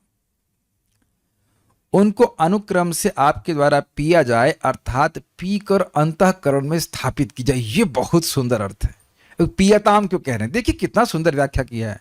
थोड़ा पानी दीजिए तो हम समझाएंगे आपको उससे। ये तो हम सोच के आए थे कि पानी पी करके दिखाएंगे तो समझ में आएगा। देखिए जब आप प्यासे होते हैं, इसमें भी थोड़ा प्यास लग ही रही है, भोजन ग्रहण करके फिर हम लोग क्लास देने आते हैं, तब देखिए क्या होता है। ऐसा नहीं है कि मैं पानी पी रहा हूं, पी के दिखाता हूं, तो पानी पी रहा हूं तो पेट में स्थापित कर रहा हूं कि नहीं? ऐसा नहीं है कि यहां मुख से पानी पिया और कान से बाहर निकल गया। समझ में आया आपको? समझ रहे ना? पियताम का मतलब पी रहे हैं तो पेट में जाके स्थापित हो रहा है कि नहीं, और उसके बाद पूरे शरीर में व्याप्त हो रहा है, पानी एब्जॉर्ब कर रहे हैं। समझ में आया? उसी प्रकार से कह रहे हैं कि आप कथा सुनिए नारद जी और अपने हृदय में स्थापित कीजिए। नारद जी में सामर्थ्य है, वो हमारी तरह नहीं कि आज सुना और कल वाला से लोग भूल गए। मुझे याद है जब मैं पूछता हूँ कल ही सुना था, तो लोग शायद सोचते हैं क्या ये सुना था, शायद ऐसा होता हो। तो ऐसे वो कलयुग के जीव नहीं है कि उनको याद ही ना रहे कि कल क्या सुना था, कल सुना भी था कि नहीं, ये भी शायद भूल जाते हो। है कि नहीं? नारद जी से कह रहे हैं कि आप कान से सुनिए और हृदय में, समझ रहे हैं, हृदय में धारण की। जैसे मैं मुख से पानी ले रहा हूं, पेट में जा रहा, सीधे जा रहा, पेट से फिर अन्य अंगों में जा रहा हो, पेट में तो स्थापित हो रहा है ना। ऐसे ही अपने कानों से सुनिए और अपने हृदय में स्थापित कीजिए। ये पियताम का अर्थ है। समझ रहे? कानों के द्वारा पी रहे हैं, अंदर जाकर ये गायब नहीं हो जा रही है, ये उनके हृदय में स्थापित हो जा रही है। क्या अर्थ है इसका? अब देखिए इस जगत में लोग बात सुनते हैं और भौतिक वार्ता को सुन करके पी करके फिर कहा जाए सुन करके अपने हृदय में डाल लेते हैं और उसी को मतलब उसी पे मनन करते रहते हैं। हाँ ये क्यों बोल दिया हमको, हाँ हमको हमारी बड़ा अपमान कर दिया, हमारा ये हो गया हमारा हो गया। क्या नहीं करते हैं बताइए? और उसे बोल भी दे अरे छोड़ दो उस बात को, तो नहीं छोड़ता है, पकड़े रहता है अपने हृदय में स्थापित रखता है। अब समझ में आ रहा है? दुखी रहता है, उस पर मनन करता रहता है। तो कह रहे हैं कि आप केवल सुन के न रह जाइए, सुनिए और बाद में उसका आस्वादन कीजिए। यही अर्थ है सताम प्रसंगाद मम वीर्य संविदो भवन्ति हृत कर्ण रसायन कथा। भक्तों के संगत में आकर जब हम भगवान के यश को सुनते हैं तो वह हृतकर्ण रसायन होते हैं। इसका क्या अर्थ है? कानों को बड़ा अच्छा लगता है सुनने में, और जब इसके अर्थ पे विचार करते हैं तो हृदय को अच्छा लगता है। अब समझ में आया हृदय में स्थापित करने का अर्थ? कथा सुना, कथा सुनने में बहुत अच्छी लगी और उसके बाद उस पर विचार कर रहे हैं, मनन कर रहे हैं, तो वो और हमारे हृदय में प्रवेश करती है। समझ पाते हैं बातों को? शुरुआत में ये सब बातें बिल्कुल इम्पॉसिबल लगती हैं कि ऐसा कैसे हो सकता है कि हम बोलें और अब स्मरण भी कर रख सकें या मनन कैसे कर सकें। लेकिन देखिए जैसे जैसे हमारे चित्त में सत्वगुण की वृद्धि होती है भक्ति करने से, तो मन भगवान की बातों को ग्रहण करने लगता है। इसलिए आप धैर्य नहीं छोड़िएगा, सुनते रहेंगे तो फिर मन उसमें ही जाने लग जाएगा। उनके पान का क्या फल है? क्यों पिया जा कथा पान करने से क्या फल होगा? तो कहते हैं यदि यह अपेक्षा हो तो कहते हैं कि असत कथा के श्रवण के द्वारा जो कानों का कषाय है उसको यह सुखा देती है। तो असत कथा सुनने से क्या दिक्कत है? मान लो कोई पूछे तो ब्रह्मा जी इसके ही श्लोक को आगे कोट करेंगे 3:15-23। यन्नाव्रजन्ति अघभिदो रचनानुवादात् शृण्वन्ति येऽन्य कविषयः कुकथामतिघ्निः यास्तु श्रुता हत भगैर्निर्भिरात् सारास् तांस्तान् क्षिपन्ति अशरणेषु तमः सुहन्त। क्या क्या श्लोक हैं! यह अतीव शोचनीय है कि अभागे लोग वैकुंठ लोगों के विषय में चर्चा नहीं करते, जबकि वैकुंठ वैसे सत्य हैं जैसे सूर्य और चंद्रमा। यही तुमने सुना था ना कि श्रोतव्यादि ने राजेंद्र अनुलाम संति सहस्रश, हजारों बातें करने के लिए हैं जो दोबारा उनको मृत्यु में ढकेलने वाली हैं, लेकिन वह वार्ता जो वैकुंठ प्राप्ति कराए उसमें कोई रुचि नहीं है। तो इसीलिए कह रहे हैं यह अतीव शोचनीय है कि अभागे लोग वैकुंठ लोक के विषय में चर्चा नहीं करते। अभागे मतलब जिनको कथा सुनने का मौका दिया जाए वह भी नहीं करते, और अन्य लोग तो ऐसे अभागे हैं जो कथा सुनने को मिलती ही नहीं। मैं आज भी सुबह समझा रहा था कि हमें विचार करना चाहिए कि यदि हम लोग को भक्ति करने का मौका नहीं दिया जाता इस्कॉन के भक्तों के द्वारा तो हम कितने अभागे रहते। बहुत बड़ा उपकार हम पर किया गया है। तो विषय में चर्चा नहीं करते, अपितु ऐसे विषयों में लगे रहते हैं जो सुनने के लायक नहीं होते तथा मनुष्य की बुद्धि को संभ्रमित करते हैं। शब्द यहाँ पे मति कुकथा मतिघ्नि, मति को नष्ट करने वाले हैं। मैं तो आत्मा हूं और हम चिंतन करते रहते यार ये हो जाएगा वो हो जाएगा। मति डिस्टर्ब हुई कि नहीं? हम भूल गए ना कि मैं तो आत्मा हूं, मेरा तो कोई नाश नहीं हो सकता है कि नहीं? जो लोग वैकुंठ के प्रसंगों का त्याग करते हैं, अर्थात वैकुंठ की बातों का त्याग करते हैं, भगवान की बातों का त्याग करते हैं तथा भौतिक जगत की बातें चलाते हैं, वे अज्ञान के गहनतम अंधकार में फेंक दिए जाते हैं। बहुत गंभीर बात यहां पे ब्रह्मा जी कह रहे हैं। भगवान की वार्ता भगवान को प्रसन्न करती है। भगवत गीता में सुना है कथयन्तश्च माम नित्य तुष्यन्ति च रमन्ति च। मेरी बातों को कह करके नित्य ही भक्त लोग तुष्ट होते हैं और उसमें रमन्ति, उसमें आनंद का अनुभव करते हैं। क्यों? क्योंकि भगवान ऐसी कथाओं से तुष्ट होते हैं, इसलिए भक्त लोग तुष्ट होते हैं। जैसे मछली पानी में ही रमण करती है, पानी में ही तुष्ट रहती है, पानी से बाहर नहीं आना चाहती एक क्षण के लिए भी। इसी प्रकार से भक्त भगवान की कथा में ही रमण करते रहते हैं जो वास्तविक भक्त हैं। और इसलिए भगवान क्या कहते हैं, तेषामेवानुकंपार्थम अहम अज्ञानजम तमः नाश्याम्यात्म भावस्तु ज्ञान दीपे न भास्वता। उन पे ही अनुकंपा करने के लिए, किन पे? जो भगवान की कथा में लगे रहते हैं, उन पे ही अनुकंपा करने के लिए भगवान अंदर ही बैठे बैठे उनके सारे अज्ञान को नष्ट कर देते हैं। ज्ञान दीपे न भास्वता, ज्ञान के दीप के समान। तो आप समझ रहे हैं कि जो व्यक्ति भौतिक वार्ता को छोड़कर भगवान की वार्ता करता है उसका अज्ञान नष्ट हो गया। अब रिवर्स चेंज कर लीजिए, जो दुनिया की बात करता है तो उसका ज्ञान बढ़ता जाता है, उसका अज्ञान बढ़ता जाता है। जैसे आप समझते होंगे कि अंधकार की भी डिग्री होती है।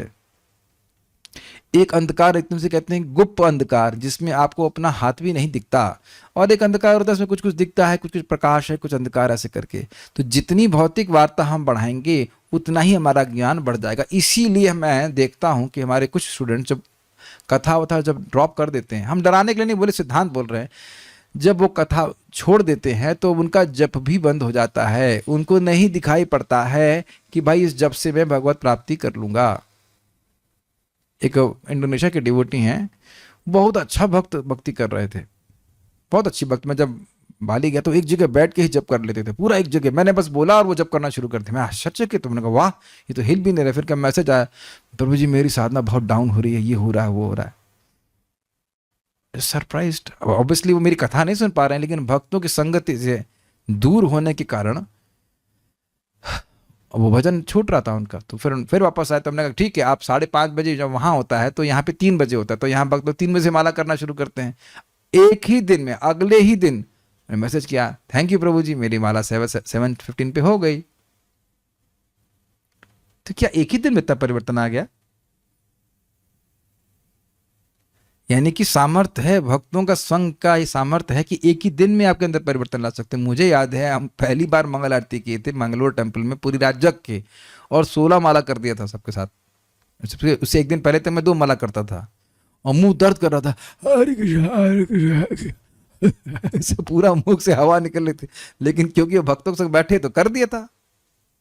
ये होता है प्रभाव। परम पूज्य राधानाथ महाराज बड़ा सुंदर कहते हैं कि आप देखिए, किसी भी भक्त से पूछो कि जीवन का उद्देश्य क्या है, इस्कॉन के डिवोटी से, तो कहेगा हाँ कृष्ण प्रेम की प्राप्ति, बोल देगा, चाहे वो कितना भी माया में हो। लेकिन भक्तों की संगति में यह उद्देश्य जीवन का उसके सामने रहता है। जैसे कि जगत में लोग कुछ तैयारी करते हैं, जो भी कुछ भौतिक पढ़ाई की तैयारी करते हैं, तो उनका उद्देश्य एकदम सामने रहता है। कोई बिजनेस करना चाहता है तो उसका उद्देश्य एकदम सामने रहता है।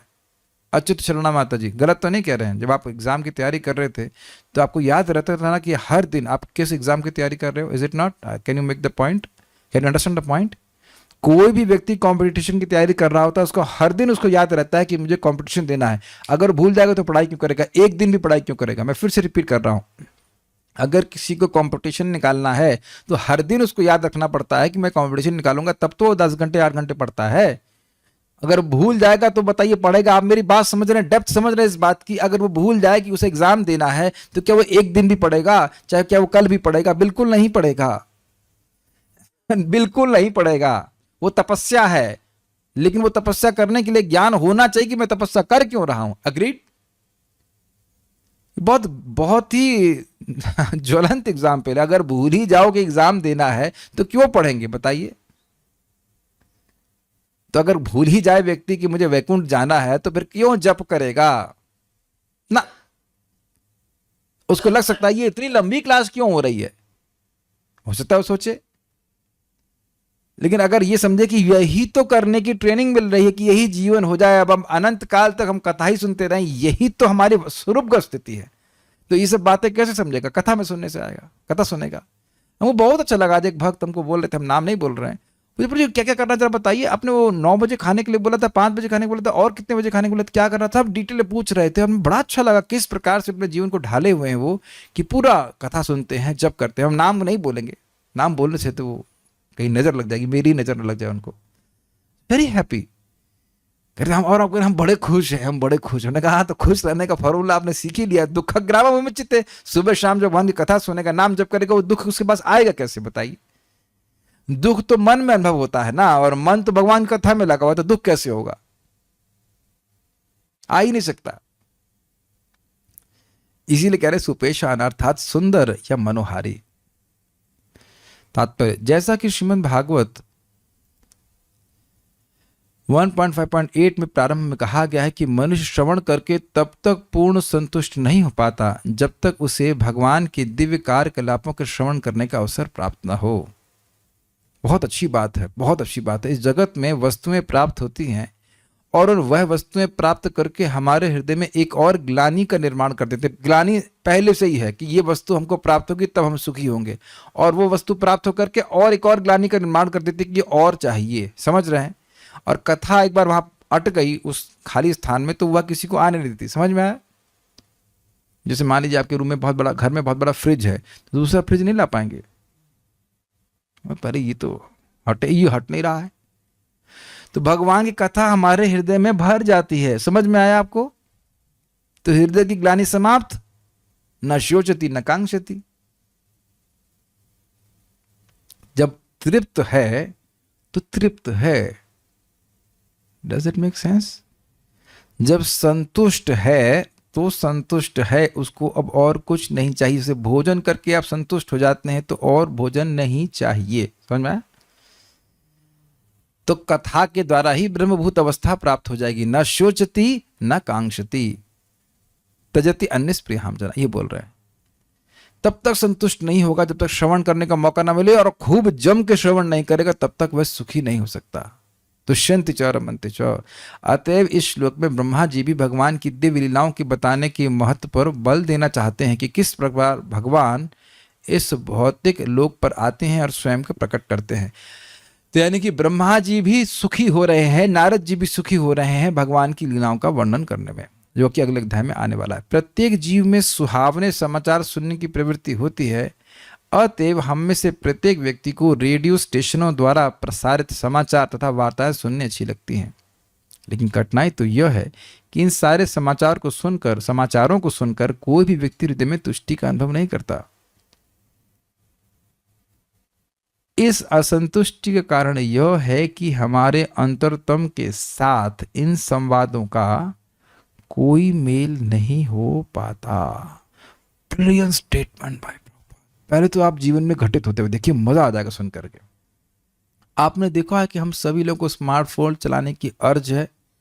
अर्ज समझते हैं, एक तलब। या तो हम टेलीग्राम चेक करते हैं या व्हाट्सएप चेक करते हैं, तो बेसिकली न्यूज ही चेक कर रहे हैं। कुछ पढ़ना चाहते हैं, या कोई व्यक्ति न्यूज पढ़ता है या यूट्यूब देखता है शॉर्ट्स, हम कोई आइडिया नहीं दे रहे हैं, लेकिन कहने का मतलब है कि कुछ ना कुछ पढ़ना चाहता है। तो ये पढ़ने की तलब या कुछ सुनने, पढ़ना इज इक्वल टू सुनना। पढ़ना भी एक प्रकार का सुनना है, ठीक है। तो व्यक्ति सुनना चाहता है, पढ़ना चाहता है, अखबार पढ़ता है, सब कुछ करता है, लेकिन वह उससे संतुष्टि का अनुभव नहीं करता। आप लोगों ने देखा होगा कि सुबह कदाचित अखबार पढ़ भी ले, जब पढ़ते होंगे आप, लेकिन अब उसको शाम को पढ़ने में कोई रुचि नहीं होती। आप लोग कभी किए हैं ऐसा? जब अखबार पढ़ते हो, कभी शाम को अखबार पढ़े हैं? Please raise hands. Rahul Raj Prabhu इस रहस्य को बताएं। सुबह पढ़ भी ले, लेकिन शाम को तो बिल्कुल नहीं पढ़ेगा। नहीं, अब तो आप सुबह भी नहीं पढ़ रहे, लेकिन कदाचित सुबह लोग पढ़ भी ले, लेकिन शाम को बिल्कुल उधर देखने का भी मन नहीं करता है। और आप देखिए कि भगवत कथा जो है उसको बार बार पढ़ने का मन करता है। अभी मैं प्रथम स्कंद फिर शुरू कर दूं ना, आप लोग फिर चाव से सुनेंगे, एकदम खुश होकर सुनेंगे। पूरा जिंदगी हम प्रथम स्कंद को ही घोटते रह सकते हैं, इतना अच्छा प्रथम स्कंद है। कितनी सारी स्तुतियां, बहुत सुंदर है, बहुत सुंदर है। तो ये ही दिखा रहा है। इंग्लिश में आपने शब्द सुना होगा रेजोनेंस। रेजोनेंस सुना है? अब रेजोनेंस को क्या हिंदी में कहते हैं हमें नहीं समझ में आ रहा है, लेकिन जो भगवान की कथाएं हैं वह दिव्य हैं, वह अंतरंगा शक्ति का प्रकाशन है। तो वो हमारे हृदय को, आत्मा को, जो अंतरंगा शक्ति के स्पर्श से सुखी होती है, उसके द्वारा ही आत्मा सुखी हो सकती है। उसकी उस प्रकार की आवश्यकता को पूर्ण करने वाली, ये मैं कहना चाहता हूं। दुनिया की वार्ता कैसी है? वह है भौतिक रजोगुण, तमोगुण, सतोगुण का ही प्रभाव है। और इस कारण से, क्योंकि जीवात्मा तो इनसे गुणों से बना नहीं है, तो इसीलिए वह संतोषजनक नहीं होती। कुछ खुजली सी मस्ती ना हम लोग को, हम हाँ ये सुनेंगे वो सुनेंगे, या कथा बहुत सुन ली अब हम कुछ और सुनेंगे। लेकिन कथा संतोष प्रस्तुत करती है, सुख अनुभव कराती है। लेकिन ये सारी दुनिया की वार्ता केवल व्यक्ति के हृदय में जलन उत्पन्न करती है, और उससे आत्मा का कोई प्रयोजन नहीं है। मान लो हमने किसी के मर्डर के बारे में सुना, तो भाई आत्मा तो मारी ही नहीं जा सकती ना, तो एकदम झूठ बात है कि नहीं? और पृथ्वी, जल, वायु, अग्नि, आकाश का तो कोई अब मर्डर हो नहीं सकता है। तो सुना क्या आपने, किसका मर्डर हो गया है ना? ये कोई मर गया, कोई कहीं भूकंप हो गया, तो 3 ताप चल रहे हैं, 3 तापों का ही वर्णन होगा। तो 3 तापों का वर्णन सुनकर के हमारे हृदय के ताप नष्ट हो जाएंगे। तापत्रयोन उन्मूलनम, यह तो भागवत से होगा, क्योंकि भगवान के प्रति प्रेम जागृत होगा। बहुत अच्छी बात बोल रहे हैं कि जो बात हम भौतिक वार्ता की सुन रहे हैं, चाहे वो पैसे कमाने की हो चाहे कोई भी वार्ता हो, आप लोग इसको अपने जीवन में अनुभव करने का सामर्थ्य जागृत कीजिए कि जब हम लोग बात करते हैं, आप लोग क्लास के बाद ट्राई कर लेना, पैसे कमाने के बारे में सोचना, बात करना, एकदम खट्टा लगेगा, एकदम खट्टा लगेगा।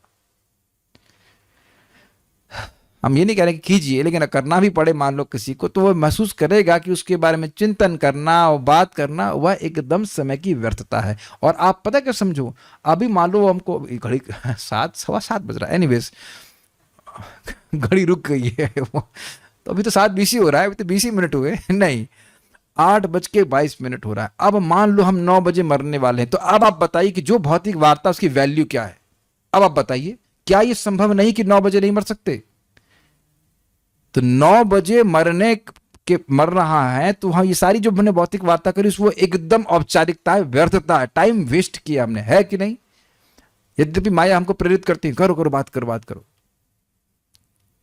तो जो कथा सुनी, जो भक्ति हमने करी, नाम उच्चारण किया, यही हमारे काम आता है और यही आत्मा को सुख देने वाला, वो मैच करता है आत्मा से, वो दिव्य है। ये जितना समझेंगे उतना व्यक्ति वह है सुखी होने का अपना मार्ग समझ लेगा। प्लीज समझने का प्रयास करिए। घंटों घंटों जो हम पढ़ रहे हैं पेट पालने के लिए, वे हमारे हृदय को टच ही नहीं करता, इसीलिए तो बोरिंग लगती हैं। और आप देखिए, कथा सुनने के बाद मन फ्रेश होता है, मन फ्रेश होता है। कीर्तन करने के बाद मन प्रसन्न हो जाता है। जितना ऐसे प्रवृत्त होंगे उतना और सुखी होंगे, क्योंकि आत्मा को टच करने वाली है। इस दिव्य ग्रंथ का सृजन श्रील व्यासदेव ने भगवान के कार्यकलापों को सुनाकर सामान्य लोगों को अधिक संतुष्टि प्रदान करने के उद्देश्य से किया। समझ में आ गया? भगवान की बात नहीं सुनोगे तो संतुष्ट नहीं होगे, तो जीवों को संतुष्टि अर्थात सुख प्रदान करने के लिए व्यासदेव जी ने भागवत का वर्णन किया, जिसमें भागवत का रचना करी, जिसमें भगवान के ही यश को वर्णन किया गया और कोई बात नहीं कही गई, क्योंकि नारद मुनि ने उन्हें इसके लिए आदेश दिया था।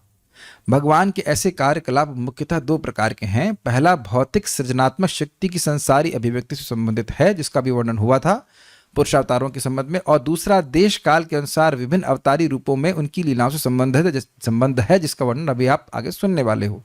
भगवान के असंख्य अवतार हैं, जिस तरह नदी में निरंतर तरंगे आती जाती रहती। इसकी व्याख्या मैंने भी करी थी। अवतारा ही संख्य या हरे सत्व निधे दुजहा। हे ब्राह्मणों, भगवान के असंख्य अवतार है, जैसे एक बड़े जलाशय से अनेक अनेक नदियां निकलती हैं। अल्प ज्ञानी व्यक्ति भौतिक जगत में भगवान की सृजनात्मक शक्ति में अधिक रुचि लेते हैं, और भगवान से संबंध विच्छेद रहने के कारण वे वैज्ञानिक शोध के नाम पर सृष्टि संबंधी अनेक सिद्धांत प्रस्तुत करते हैं। समझ में आई बात? जो वैज्ञानिक है वो इस बारे में चर्चा करते हैं कि जगत सृष्टि कैसे हुई, लेकिन सृष्टिकर्ता से को नहीं जानने के कारण उधर वह अलग अलग बात करते हैं। जबकि देखो, हर बार सृष्टि की बात आती है तो हम यही बोलते हैं कि भगवान महाविष्णु प्रधान प्रतिष्ठिपात, फिर महतत्व, एक ही बात बार बार क्यों बोली जाती है? क्योंकि वही बात सत्य है। जैसे अगर हम सामान्य भाषा में पूछें, अब आपका नाम क्या है, तब क्या बोलेंगे? कृष्णा। कल पूछूंगा तो क्या बोलेंगे? और परसों पूछूंगा तो क्या बोलेंगे? बस समझ में आ गया। नई नई बात नहीं बोलेंगे कि आपको नाम पता है। समझ में आ गया? और नई नई बात बोलने का मतलब है कि नहीं पता है। Got it? तो वो सृष्टि के संबंध में अन्य अन्य सिद्धांत इसलिए बोल रहे हैं क्योंकि पता है नहीं कि सृष्टि कैसे हो रही है, और यह तो बिल्कुल नहीं पता कि भगवान कर रहे हैं। किंतु भगवान के भक्त ये भली भांति जानते हैं कि किस तरह भगवान की भौतिक शक्तियों के घात प्रतिघात से सृजनात्मक शक्तियां कार्य करती हैं, अर्थात भौतिक शक्तियों के इंटरेक्शन से। आप जानते हो, पहले तीनों गुण साम्यावस्था में थे, फिर उसमें काल शक्ति का शो होता है, उसमें महतत्व आता है, ऐसे करके सृष्टि होती है। अतएव जब भगवान इस भौतिक जगत पर स्वयं अवतरित होते हैं तो वे भगवान की दिव्य कार्यकलापों में अधिक रुचि लेते हैं। समझ में आया? वह जान रहे हैं कि इस जगत में जो कुछ भी हो रहा है वो भगवान की शक्तियों के द्वारा हो रहा है, भौतिक शक्तियों के द्वारा, तो वह उसमें उतना रुचि नहीं लेते। सुनते हैं भगवान के यश को सुनते हैं, लेकिन उसमें अधिक रुचि न लेकर के जो भगवान अपने दिव्य कार्यकलाप करते हैं अंतरंग शक्ति के द्वारा, उसमें अधिक रुचि लेते हैं। समझ में आ गया? भगवान इस जगत की सृष्टि करते हैं अपने भौतिक शक्तियों का संचालन करके, रजगुण तमोगुण सत्वगुण, और भक्त लोग यह भी सुनते हैं, हमने सुना भी, लेकिन कह रहे हैं कि अधिक रुचि लगते हैं जब भगवान श्री कृष्ण, भगवान के वराहदेव, नरसिंहदेव आकर के अपनी दिव्य लीलाओं को अपनी अंतरंगा शक्ति से संपादित करते हैं, ये बोल रहे हैं। इसीलिए कह रहे हैं प्राधान्यता, मुख्य रूप से ऋषिगण इन्हीं कथाओं को सुनने में रुचि रखते हैं। श्रीमद् भागवत भगवान के ऐसे कार्यकलापों का इतिहास है, और जो लोग श्रीमद् भागवतम को सुनने में रुचि लेते हैं उनके हृदयों पर संचित संसारी धूल साफ हो जाती है।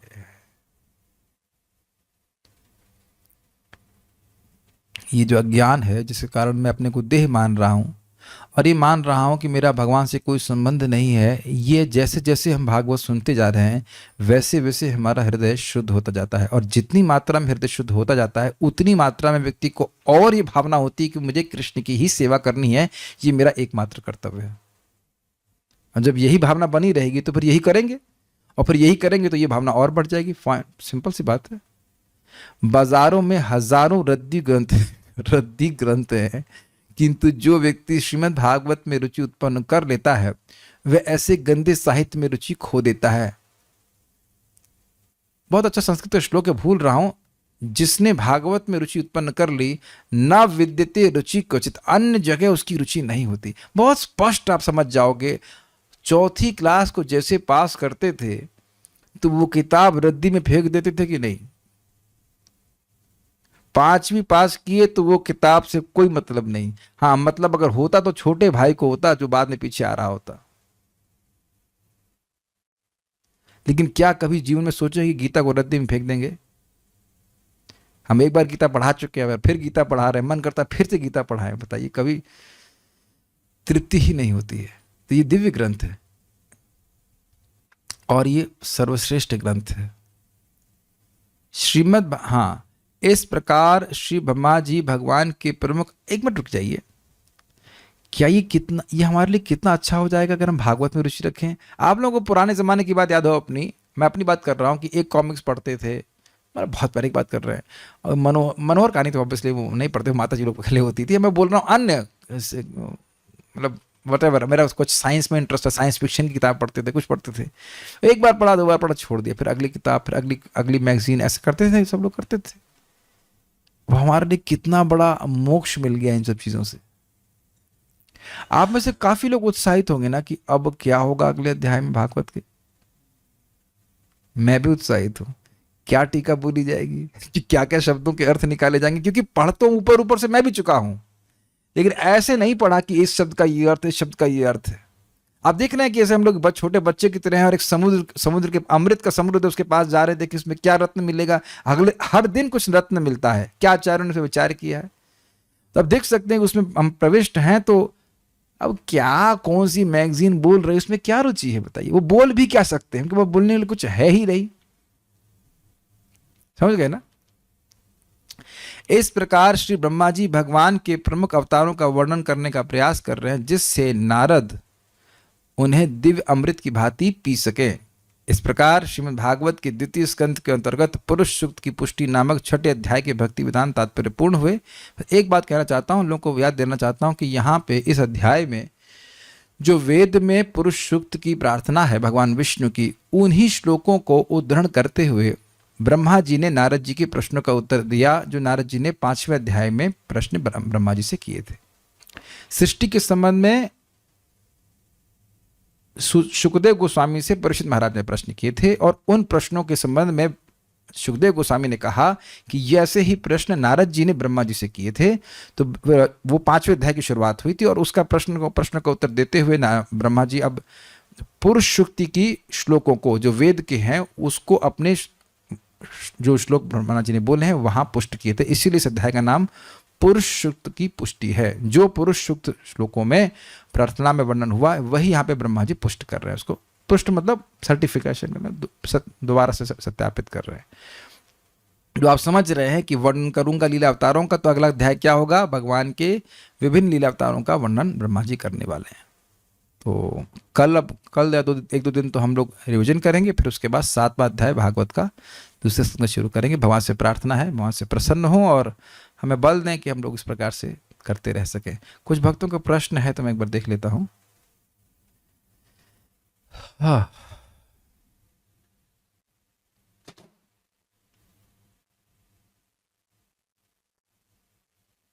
दोपहर के समय भगवत गीता क्लास के बाद फिर से डर शुरू हो जाता है, तुरंत भूल जाते हैं सब कुछ, क्या करें? देखिए, प्रथम स्कंद में पता नहीं कितने श्लोक हैं, हमको पता नहीं, लेकिन हर श्लोक पे एक प्रवचन हुआ है। सुन सकते हैं। बहुत बड़ा होमवर्क आप लोगों के पीछे है, बहुत बड़ा होमवर्क है। प्रथम श्लोक पे 17 दिन क्लास हुआ था, दूसरे श्लोक पे 5-6 दिन क्लास हुआ था, और ऐसे बहुत सारे श्लोक हैं। काफ़ी कुछ सुनने के लिए है। मैं आप लोगों से निवेदन करूंगा कि जो लोग सुनना चाहते हैं, प्रथम स्कंद को अगर बैकअप में सुनना चाहते हैं, सुबह स्नान करते हुए भी सुनेंगे, आधा घंटा करते हुए सुनेंगे तो बहुत कुछ सुन लेंगे। खाना बनाते हुए सुनेंगे तो भी बहुत कवर हो जाएगा। Is it not?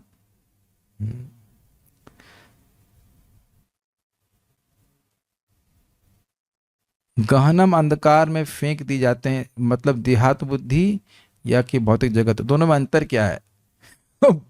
देहात्म बुद्धि है तभी तो भौतिक जगत में दोबारा जन्म ले रहे हैं। और earlier I used to study many motivation books, but now those books are seem to be useless mental concoctions. They are nothing in front of spiritual treasure we are listening because of Krishna's mercy.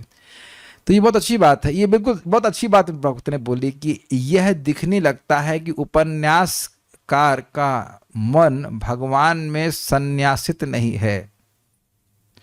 उपन्यासकार अपने मन की उपज कुछ बोल रहा है, उसका मन भगवान के चरणों में नहीं है। वो आज कुछ बोल रहा है, कल कुछ बोल रहा है। अब आप ये बताइए, ये बेवकूफ़ी नहीं है? महाराज कोट कर रहे थे, मोहब्बत की झूठी कथाओं पे रोए, कहानी पे रोए, ऐसा कुछ है, कोई गाना है तो महाराज वो जान रहा है कि ये झूठी कथा है ना? महाराज किताब बोल रहे हैं कि गाना है, मोहब्बत की झूठी कहानी पे रोए। समझ रहे हैं ना? दुनिया में लोग पिक्चर देखने जाते हैं, वो हीरोइन का हीरो से कोई मतलब नहीं है, कोई प्रेम नहीं कर रही है, और उसमें दिखा दीजिए कि बड़ी सतीव्रता है, पतिव्रता है। तो क्या पतिव्रता है? आज किसी हीरो के संग है, कल किसी हीरो के संग है, तो सब झूठ है ना इसमें, और व्यक्ति इसमें रोता है। बहुत अच्छी बात बोल रहे हैं कि जो किसी के मन में उपज रहा है वो बोलते जाएंगे। क्या ये बेवकूफ़ी नहीं है? बताइए आप। कोई व्यक्ति बैठा बैठा सोच रहा है और उसको लिखता जा रहा है और हम उसको पढ़ते जाए, कि ये बेवकूफ़ी है कि नहीं? बताइए, मूर्खता है कि नहीं? जो व्यक्ति को खुद ही पता नहीं कि वह है कौन, तो हम क्यों ना सुखदेव गोस्वामी, क्यों ना हम लोग व्यासदेव जी की समाधि भाषा के ग्रंथ को सुने। सोचिए, ये प्रभुपाद जी के तात्पर्य, प्रभुपाद जी की एक्सटेसी है। प्रभुपाद इन श्लोकों को पढ़े हैं, आचार्यों को टीका को पढ़े हैं, और वो जो आस्वादन किए हैं वह है उनके तात्पर्य के रूप में आ रहा है, वो मानसिक उपज नहीं है। तो ये हमारा भाग्य है कि महान महाभागवतों की कृति को सुन रहे हैं। एक बात सुन करके हम बोल करके मैं रुकूंगा। जब आप किसी वैष्णव के ग्रंथ को पढ़ते हैं तो उसकी संगति प्राप्त होती है। जीव गोस्वामी भक्ति संदर्भ में बोलते हैं, तो आपको जीव गोस्वामी, बाल प्रबोधिनी के महानाचार्य गिरधर लाल जी, उसके बाद ये प्रभुपाद जी, श्रीधर स्वामी, इनका संगत प्राप्त हो रहा है। सुखदेव गोस्वामी, ब्रह्मा जी, नारद जी की उनकी युक्तियां सुन रहे हैं। आप समझ रहे हैं, हम साक्षात ब्रह्मा जी का संगत प्राप्त कर रहे हैं। श्रीमद् भागवतम को श्रवण करने से कितनी बड़ी कृपा प्राप्त हो रही है। क्यों नहीं पवित्र हो जाएंगे बताइए? तो चलिए रुकते हैं यहाँ पे। आज बहुत लेट हो गया है, पारायण नहीं करेंगे, स्टॉप। श्रीमद् भागवतम की जय, श्रील प्रभुपाद की जय, निताई गौर प्रेमानंदे।